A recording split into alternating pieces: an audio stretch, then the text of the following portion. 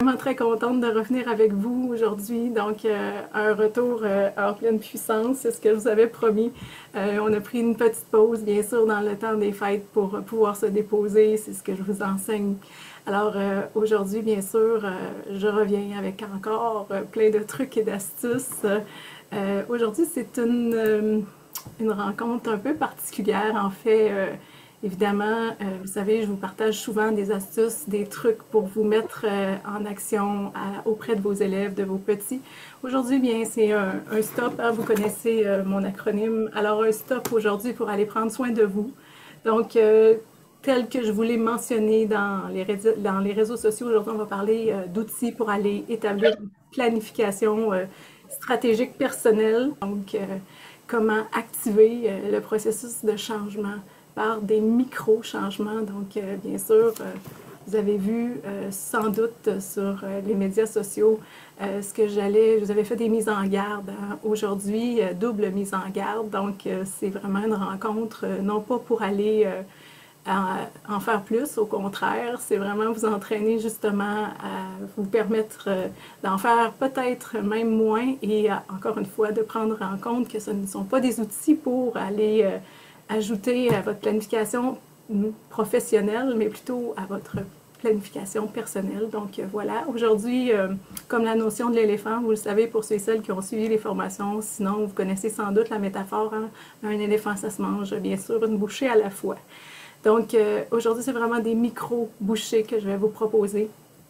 Et c'est vraiment, encore une fois, je vous le précise, en toute humilité, que je vous partage mes outils.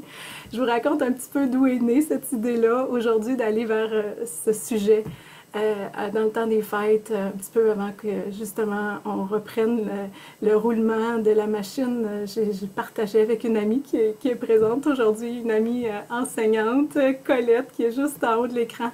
Et je partageais avec Colette que je venais de terminer, que j'étais toute excitée, là, je me ressentais pleine d'énergie parce que je venais de terminer l'élaboration de ma planification stratégique. Tu sais, ça a l'air bien gros comme affaire, mais tu sais, moi j'aime toujours, en début d'année, entre autres, hein, prendre le temps de m'asseoir, de faire un peu le bilan de l'année qui s'achève. Donc, je vais juste aller sous forme de graphique, me rappeler des événements importants de mon année, mais je vais aussi prendre soin de m'arrêter et d'aller déterminer mes objectifs pour la prochaine année.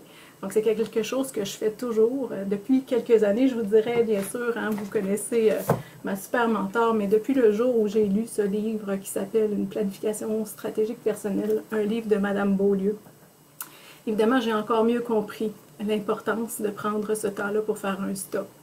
Donc, aujourd'hui, en toute humilité, je vous partage mes outils, bien sûr, qui seront à mettre à votre couleur et bien sûr que vous pouvez adapter selon vos besoins, selon votre créativité. Donc, je vous ai préparé, bien sûr, un petit visuel pour accompagner la présentation. Donc, un outil que j'ai créé, fort simple, vous connaissez ma passion pour les acronymes. Donc, bien sûr, le titre est très parfait, une planification, évidemment, pour progresser personnellement, une petite bouchée à la fois. Donc, encore une fois, le fameux PPPP qu'on se doit toujours de garder en tête. Donc, cet outil de planification-là que je vous propose aujourd'hui, vraiment, va aller exploiter le fait réel que l'on a souvent tendance à oublier. Vous vous rappelez, je vous le rappelle souvent lors des formations, mais on a tous ce super pouvoir-là de pouvoir réaliser des grandes choses, évidemment, de relever des grands défis, d'accomplir des progrès énormes, évidemment, si on s'y prend une bouchée à la fois. Donc, on oublie souvent ce principe-là et entre autres, hein, je rappelle souvent dans mes formations qu'on a tendance, nous les êtres humains, à surestimer ce qu'on peut arriver à faire dans une année. Et à l'inverse, on a aussi tendance à sous-estimer ce qu'on peut arriver à faire en 10 ans. Donc, et oui, en 10 ans, vous pouvez maîtriser une nouvelle langue, vous pouvez devenir champion ceinture noire de karaté, vous pouvez avoir fait le tour du monde. Donc, un petit pas à la fois, une bouchée à la fois. Donc, pourquoi prendre le temps de s'arrêter et d'aller faire cette fameuse planification-là? Écoutez, j'aime les citations aussi, vous le savez maintenant. Donc, celle-là, elle est parfaite. Donc, une planification stratégique personnelle, c'est un besoin similaire au calcium. Évidemment, le fait de ne pas en avoir n'entraîne pas la mort, et non, je vous rassure, mais ça affecte bien sûr votre capacité à fonctionner optimalement. Donc, je trouve que cette image-là vient encore une fois renforcer le pourquoi. Je vous rappelle toujours, hein, dans mes enseignements, d'aller toujours miser sur le pourquoi on fait les choses. On le fait avec nos élèves. On prend le temps d'aller leur expliquer pourquoi on va mettre en place certaines stratégies. Eh bien, dans ce cas-ci, c'est nous qu'on doit convaincre. Et encore une fois, à l'aide du PPPP, je vais vous convaincre de l'utilité, de l'importance de cet outil-là.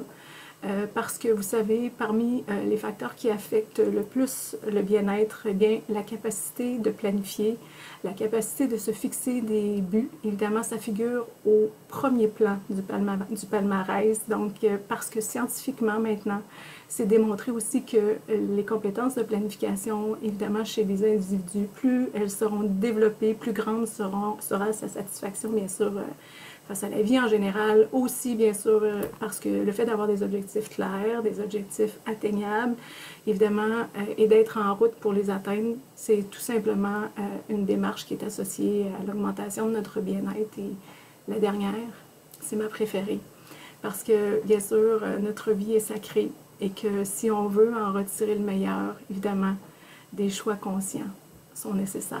Donc, voilà pourquoi. Aujourd'hui, j'ai pensé vous partager mes stratégies. Donc, dernièrement, en fait, cet outil-là a été ajouté hier sur la boutique. Si jamais vous avez envie d'aller découvrir, je vous propose ce que j'ai créé. En fait, j'ai été inspirée par ma discussion avec mon ami. Alors moi, j'ai cette espèce de cartable-là maintenant qui m'accompagne. J'avais cet outil-là un peu pêle-mêle, des feuilles un peu pêle-mêle laissées sur le coin de mon bureau, mais j'ai décidé de vous proposer quelque chose de très structuré comme j'aime la structure. Donc, je me suis dit pourquoi pas laisser aller ma créativité. Alors, dans ce que je vous propose comme outil, évidemment, c'est un outil qui a comme puissance de laisser de nombreuses traces. Et lorsqu'on a des traces visuelles, ce que ça a comme impact, évidemment, c'est que la conclusion, à la fin du mois, lorsqu'on aura terminé, évidemment, c'est très impressionnant parce qu'on a des traces visuelles de ce qu'on a eu comme micro-changement, de toutes les bouchées qu'on a pris. Et c'est très, très parlant pour notre cerveau. Vous savez, on a souvent tendance, justement, à aimer se rappeler ce qu'on a oublié faire, ce qu'on n'a pas fait comme objectif, mais on a aussi beaucoup de misère à se féliciter, à savourer nos petites bouchées qu'on a prises. Donc, cet outil-là, vraiment, il est parfait. Donc, je vous montre le mien, que j'ai commencé à compléter cette semaine avec le nouvel outil. Bien, tout simplement, donc, vous avez dans le document deux types de feuilles. Une première page pour la routine du matin, une deuxième qui est similaire pour la routine du soir. Donc, ce que je vais faire avec ça, c'est tout simplement que je vais aller décider consciemment 3 petites bouchées que je vais décider de prendre dans ma routine du matin. Qu'est-ce que je veux établir comme élément? Donc, je vais choisir de faire un stop le matin, consciemment, pour faire plus de ce qui compte, moins de ce qui est inutile. Donc, je vais peut-être, exemple, je vais juste vous donner mes exemples. À moi, ça peut être toutes sortes de choses. Mais bien sûr, moi, ma première bouchée du matin, c'est de prendre le temps d'avoir un moment pour méditer. Bien sûr, ma deuxième bouchée que je vais toujours vouloir prendre le temps, c'est de faire 10-15 minutes de yoga et je termine ça. Bien sûr, ma troisième bouchée le matin, c'est de garder un temps pour aller travailler la lecture, donc lire, lecture, écriture. J'aime penser aux 3C, vous vous rappelez? Je vais aller voir à travailler tout ce qui est au niveau du cœur, du corps, du cerveau. Donc, dans ma routine du matin, il y a même un stop que j'aime bien parce que peut-être que vous avez ce même défi-là, vous savez, avec les médias sociaux qui prennent de plus en plus d'ampleur, de présence dans notre quotidien. On se fait souvent absorber par justement la présence. On ouvre notre cellulaire le matin, qu'est-ce qui pop, tout plein de notifications. C'est du temps justement qu'on perd de qualité à regarder des choses qui en soi sont possiblement inutiles, du moins à notre réveil. Donc, j'ai même un stop où on va décider consciemment, OK, moi le matin, de telle heure à telle heure, aucun réseau social, je démarre ça à telle heure. Donc, c'est du temps de qualité que je m'accorde et c'est une discipline que je me donne. Donc, je vais faire la même chose le soir. Je vous dirais que de mon côté, pour moi, la routine du soir, c'est plus difficile. Je dois m'y entraîner plus. Donc, de prendre le temps le soir, par exemple, oui, encore une fois, de m'accorder du temps de lecture, de faire un retour sur mes gratitudes. Ça peut être n'importe quoi, 3 choses que vous décidez. Et encore une fois, de prendre le temps de décider à quelle heure, pour moi, les réseaux sociaux, c'est terminé, c'est fini, je prends une pause, un stop. Et vous voyez, hein, les petites cases, évidemment, sont séparées en petites couleurs, en sections, évidemment, mais moi, je vais mettre des couleurs. Vous voyez sur mon tableau, par exemple, la petite cuillère de la fourchette, moi, la méditation, la cuillère, plutôt, pas la fourchette, la méditation, c'est bleu. Donc, dans mon tableau, chaque matin, quand je vais avoir pris le temps de faire ma méditation, je vais aller colorier ma petite bouchée en bleu. Si j'ai eu le temps de faire mon yoga, wow, ma deuxième bouchée, j'ai réussi, je vais aller le mettre en rose, et ainsi de suite. Et le fait d'aller mettre de la couleur dans votre tableau va vraiment vous donner un repère visuel. Vous allez dire, hey, wow, ça, là, je le maîtrise vraiment. C'est vraiment un objectif que j'atteins. C'est simple, c'est facile. Alors que je vois que, ouais, mon troisième objectif, la lecture, peu de vert dans mon tableau. Je vais essayer de miser davantage le mois prochain. Et c'est surtout, hein, ce que ça aura comme impact magique, c'est que ça va vous entraîner à féliciter et à voir ce que vous avez accompli. Parce que vous allez être 2 jours sans faire votre routine. Qu'est-ce que vous allez vous dire dans votre tête? Vous dites, ah, je n'ai pas réussi, j'y arrive pas, je ne suis pas constant. Alors qu'au contraire, vous êtes engagé pleinement, c'est juste que vous l'oubliez. Donc, je vous propose maintenant, encore une fois, à la suite dans ce document-là, vous allez avoir aussi, le matin, ce que je fais, bien sûr, j'ai mon cartable près de moi, mais je vais choisir consciemment mes 3 bouchées de la journée. C'est tellement simple. Donc, je vais juste prendre le temps, avant de commencer ma journée, de me noter 3 objectifs, 3 choses que je veux absolument avoir fait aujourd'hui, 3 petites actions. Je les note dans mon tableau. À la fin de la journée, je fais un retour, wow, je l'ai réussi. Et savez-vous quoi? Le fait d'avoir ça en tableau, c'est qu'à la fin du mois, quand vous allez arriver à faire votre bilan, vous allez voir tout ce que vous allez avoir accompli dans votre mois. Donc, à la fin du mois, hein, c'est marqué stop, c'est l'heure de se régaler. Alors, à la fin du mois, bien sûr, je vous apprends à célébrer vos petites victoires. Donc, on va prendre le temps à la fin du mois d'aller regarder notre tableau, de voir tout ce qu'on a accompli, de se féliciter, bien sûr. Donc, encore une fois, c'est un ancrage positif que vous allez mettre en place. Vous avez également dans l'outil des départements, une feuille sur laquelle vous pouvez choisir les départements sur lesquels vous voulez travailler. Donc, de choisir consciemment, de se fixer des petits objectifs atteignables dans différents départements. Ça peut être, par exemple, les miens. Moi, je vais me sélectionner 3 départements. Je vais sélectionner, par exemple, santé et bien-être. Je vais en sélectionner un avec ma famille, mes enfants, au niveau du travail. Donc, je vais aller identifier vraiment mes petites bouchées pour activer le processus de changement. Donc, de se rappeler de cet acronyme-là pour aller noter vos objectifs. Le fameux SMART, donc quelque chose de spécifique, quelque chose qui est mesurable, des objectifs qui sont atteignables aussi, évidemment, réalistes et temporels. Donc, de vous donner un temps pour voir si justement, évidemment, si vous ne vous fixez pas de date limite, qu'est-ce que l'être humain a tendance à faire, c'est qu'on va souvent procrastiner. Donc, le fait d'avoir un temps déterminé va vous permettre justement d'aller valider vos objectifs et de vous en fixer de nouveau. Vous voyez toujours pas plus que 3 dans mes départements. Des fois, j'en ai juste 2. Et je vous dirais même que ce mois-ci, au niveau de la santé et du bien-être, je m'en ai fixé un seul.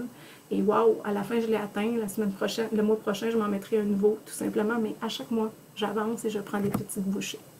Je termine avec, vous savez, j'adore les images d'impact, donc j'en ai créé une pour vous, encore une fois, vous convaincre de l'impact de tout ça. Donc, évidemment, le temps que vous allez investir à déterminer des objectifs clairs et atteignables, c'est clair que ça va vous éviter bien des détours. Donc, j'aimais beaucoup l'image, hein, encore une fois. Le fait d'avoir quelque chose de clair évite bien des détours parce qu'une image vaut toujours 1000 mots. Donc, j'arrête le partage. C'est un petit peu l'outil que j'ai créé. Bien sûr, je voulais partager rapidement, mais ce que je veux vous dire, c'est que c'est vraiment quelque chose qui va vous aider à organiser vos priorités. Vous allez pouvoir, bien sûr, le modifier au besoin. C'est un outil de motivation que vous laissez sur votre chaise, sur votre bureau le matin pour débuter votre journée. À la fin de la journée, vous y retournez également. Et vous savez quoi?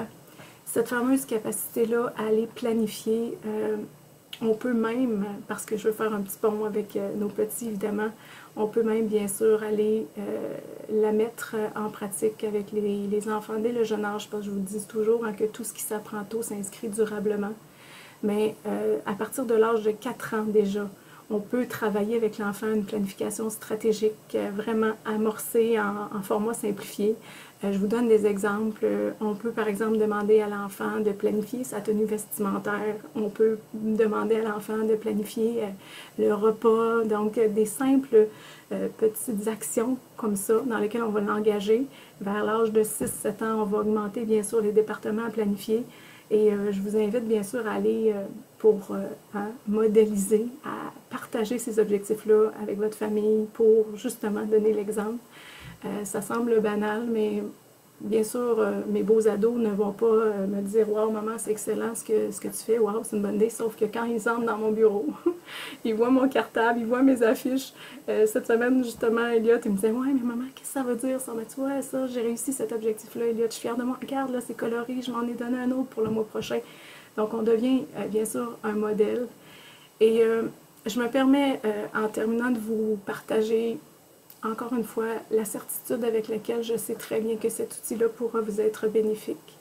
Parce que oui, je l'ai expérimenté de façon consciente. Et même, écoutez, ça me demande du courage de faire ça aujourd'hui, mais je me dis que ça pourra vous inspirer. Vous savez, pour ceux et celles qui me connaissent, j'ai déjà, bien sûr, moi aussi, bataillé avec l'existence. Donc, il y a plusieurs années de ça, j'ai eu à traverser un trouble alimentaire.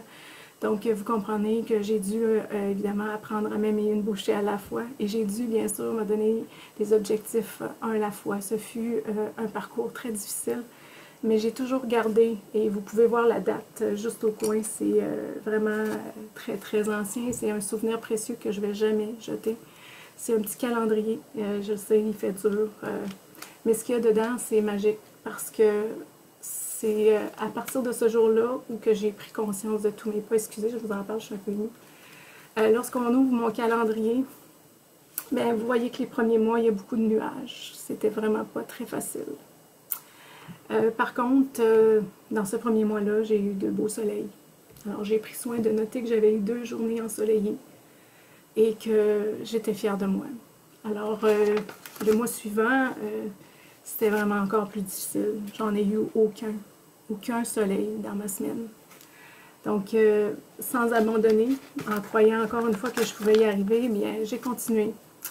Le mois suivant, bien, j'ai eu 4 soleils dans ma semaine. Dans mon mois, déjà, j'avais augmenté mon pourcentage. Visuellement, je voyais que c'était pas beaucoup, mais au moins, j'avais progressé. Et je suis très fière de vous montrer que le mois suivant ressemblait à ceci.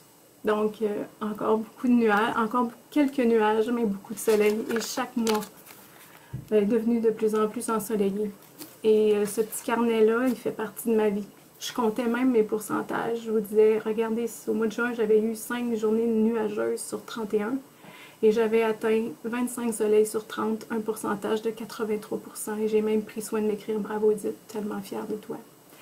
Et j'y suis arrivée avec cet outil-là parce que pour une première fois dans ma vie, mon cerveau voyait mes pas. Au lieu de me taper sur la tête sur la journée que j'avais pas réussi, je regardais mon calendrier et je disais non, Edith, regarde, tu as tous ces soleils-là qui t'ont accompagné, donc on continue. Donc, et à la fin, je ne voulais tellement pas briser la séquence. Vous comprenez? J'avais une séquence de soleil. Je voulais tellement pas briser la séquence que j'ai gardé mon courage. Et bien maintenant, je vous dirais juste que ça fait 20 ans. Le 20 novembre dernier, j'ai célébré mes 20 ans de guérison. Alors, j'y suis arrivée une petite bouche à la fois. Je suis vraiment pas meilleure que vous. Ce que je peux vous dire, par contre, c'est que ça fonctionne. De se donner des micro-objectifs, d'aller voir concrètement notre progrès. Donc, je vous invite à tester l'outil que j'ai créé pour vous. Vous allez être surpris du résultat. Vous allez être surpris de voir l'impact positif que ça aura sur votre estime, sur votre engagement également.